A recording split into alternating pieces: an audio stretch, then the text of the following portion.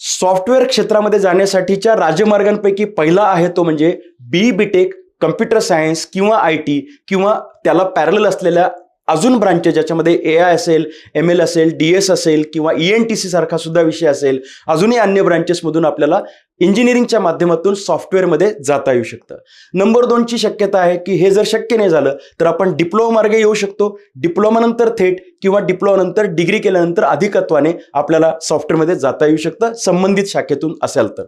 त्याच्या पुढची शक्यता आहे ते म्हणजे आपण ग्रॅज्युएशन जे आहे ते BSc किंवा BCA केलं असेल, त्याच्यानंतर MSc किंवा MCS किंवा MCA हे जर शिक्षण पूर्ण केलं तर तुम्ही सॉफ्टवेअरमध्ये जाऊ शकता. आणि तिसरी शक्यता म्हणजे तुम्ही जे जे काही शिकलेला आहात त्या शिक्षणानंतर, त्या ग्रॅज्युएशन नंतर कॉम्प्युटरचे कोर्सेस जर पूर्ण केले असतील तर त्या संबंधित कोर्सेस नंतर तुम्ही सॉफ्टवेअर क्षेत्रामध्ये जाऊन चांगलं काम करू शकता. एखादी शाखा म्हणजेच करिअर सॉफ्टवेअरमधलं असं नाहीये, अनेक शाखांमधून जाता येऊ शकतं.